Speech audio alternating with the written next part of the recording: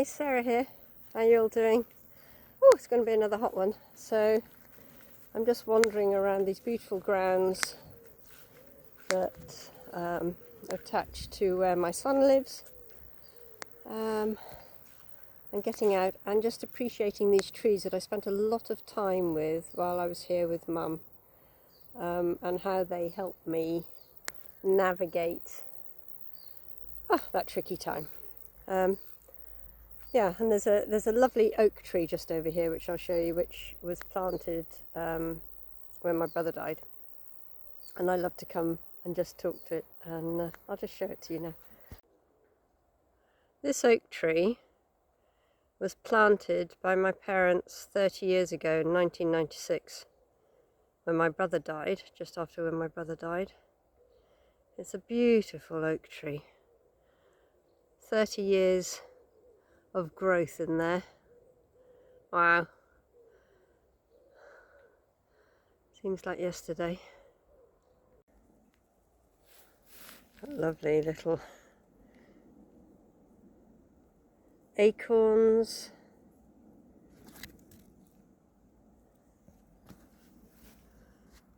Really nice little tree. It suffered some damage in the storms, or in some storms, so the branches are not it lost a few big branches along the way. But I'd like to think it'll be here for another, I don't know, a few hundred years maybe?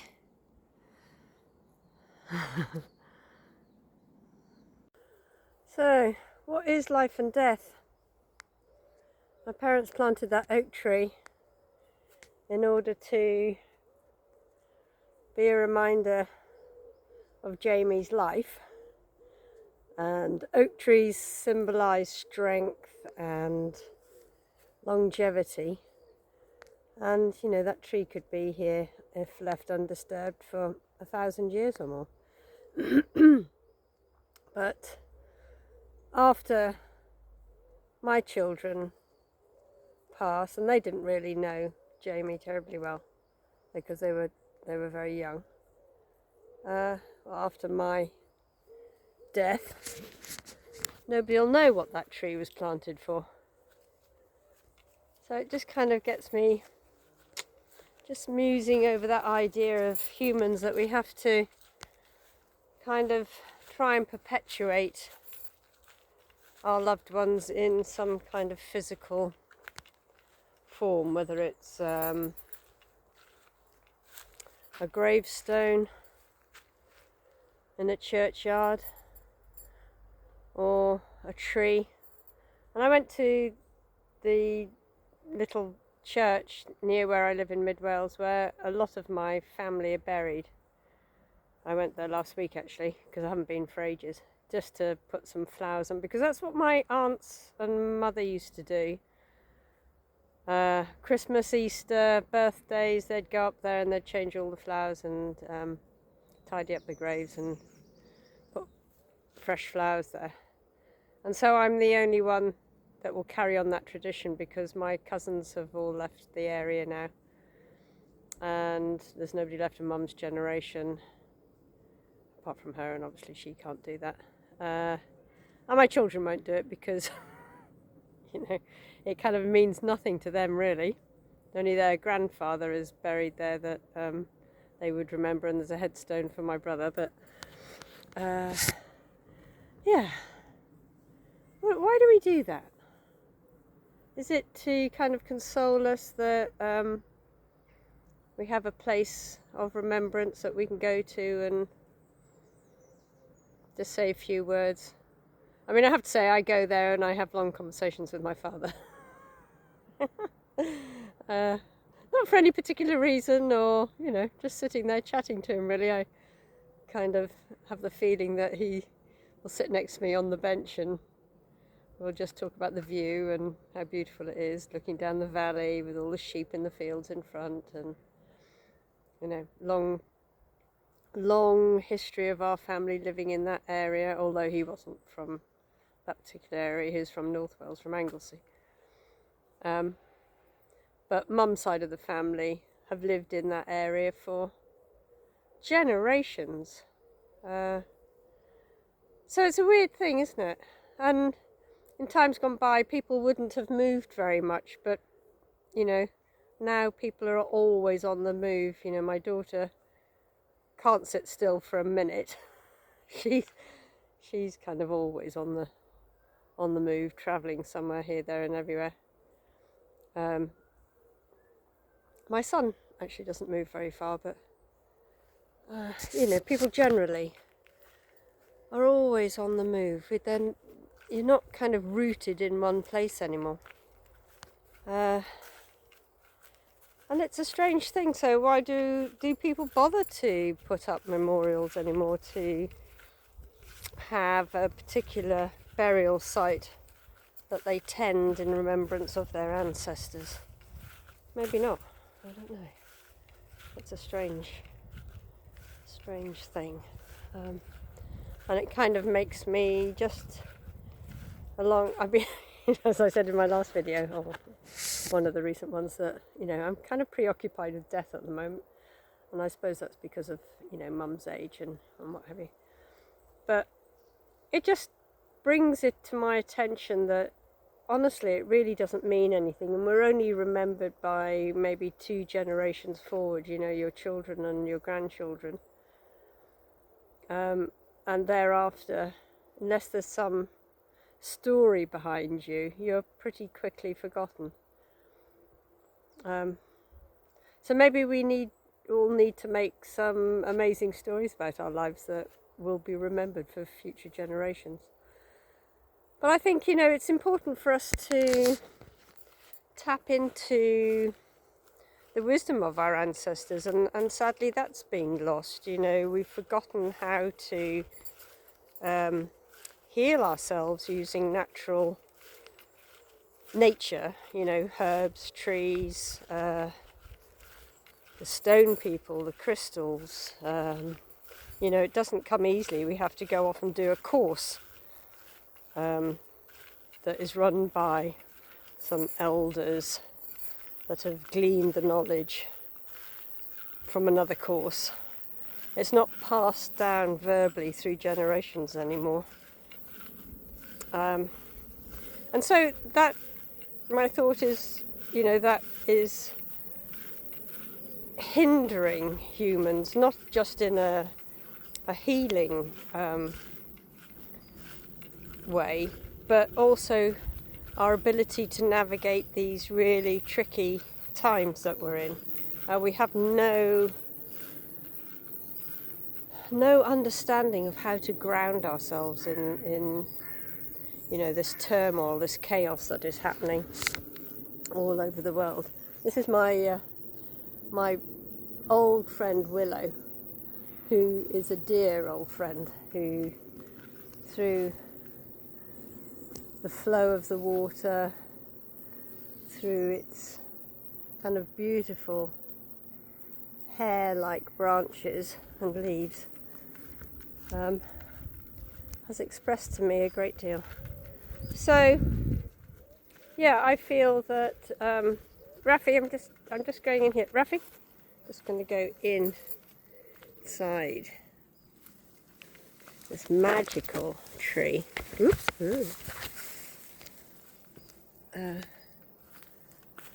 Here she is. And I quite often show you her. I feel it's a her when I come back to this area, because I love the visible nature spirits within her that look like legs diving down into the trunk, and it's very comforting to come back here and just give her a hug. But what we can do, if we don't have relations, grandmothers, who can pass on the old knowledge, we can talk to the trees, we can commune with the plants through, say, shamanic journeys, or even just meditating with them, just sitting under a willow tree. She will talk to you about having your feet in the water. She always grows near water. And I have a couple of drums that the hoops are willow, which always take me into that flow, into that dreamlike space, that constant ebb and flow of life, that we shouldn't be too static, too rigid in our ways, in our thinking. And going back to these sort of chaotic times that we're in, where it feels as if everything is very unstable, it's always good to come back to a tree, or just nature generally, or the birds, you know, who can give us a higher perspective on things, that teach us not to get so bogged down, to be free and easy about what's going on. And we can, in here, Ruffy, you know, we need to know what's going on. We need to keep one eye on things, as I keep saying, but we also need to be able to navigate it without getting caught up in the scary stuff. And it's going to get scary, I think. I think it's going to get worse before it gets better, but if we make a special effort to keep ourselves grounded in nature, it makes it a whole lot easier to navigate. So I like to build myself a medicine wheel, which brings me back to the same place on a daily basis. And I have one in my garden, but I haven't built one here this time, but I would just move the leaves so that they were in a circle, leaving a clear, bare ground in the middle. And I would mark out where the cardinal directions are: east, south, west and north. And I would come here and I would honour those directions and just be grateful for all the elements that those directions bring into my life on a daily basis. So, you know, the east is about new beginnings, new starts, the air element, the birds, and all that flows freely. So east, I feel, is always bringing in this new wind, this wind of change. And the south is about abundance and the fire element. The south being the time that everything grows and is abundant and reaches its potential. So, you know, in the case of us, you know, maybe you started a project in the east and the south is where it grows into something really big. And so to give gratitude for all those things that have come to fruition in the south in your life. And then to the west, which is the water element, the time of the ancestors, the thinning of the veil, the harvest, the end of the day, the slowing down into our adult lives, or our late adult lives.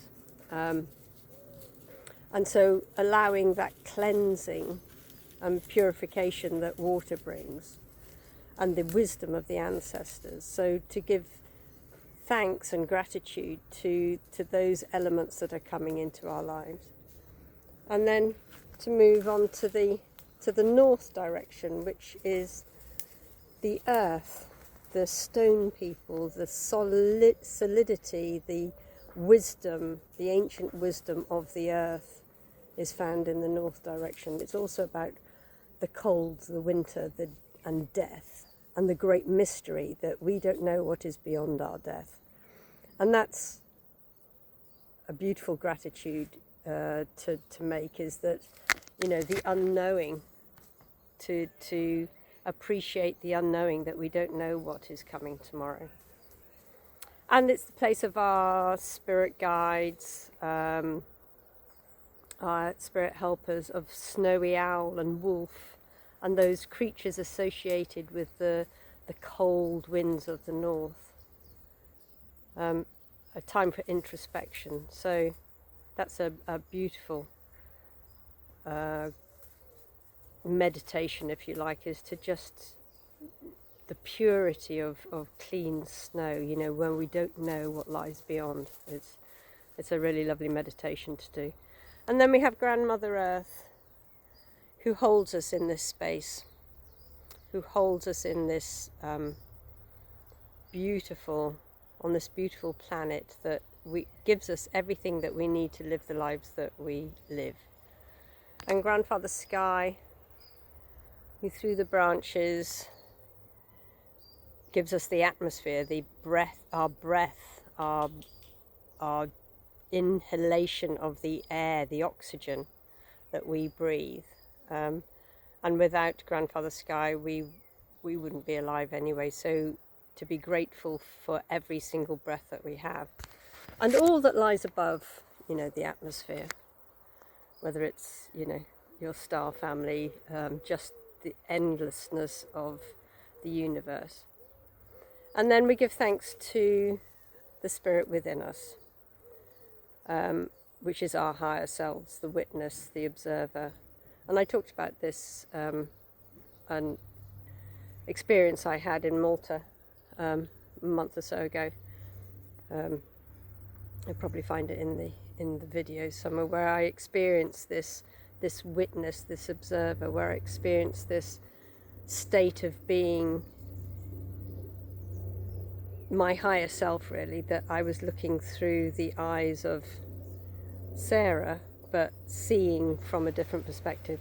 So all of this medicine wheel, all the different directions bring different elements into our lives, and it's a beautiful, beautiful practice to keep us grounded in, especially in times of uncertainty or stress in your life, or even if things are going great, you know. It just doesn't have to be about the doom and gloom side of things. You know, if things are going wonderfully in your life, to come and give thanks and honour those directions for bringing those beautiful elements into your life, and expecting them to be brought into your life as well, even if things are looking a bit overwhelming, to ask for help, to ask for the help of change from the east wind, to ask for the help of wisdom from the north, or how to proceed. Just beautiful, just such a beautiful practice. Anyway, Monday morning, wishing you all, no, sorry, beg your pardon, it's Tuesday. I lose track of time sometimes, especially when I'm not at home. So Tuesday it is, and I'm just going to take Rafi on a dog walk before it gets too hot, and hope you all have a lovely day. Ciao for now.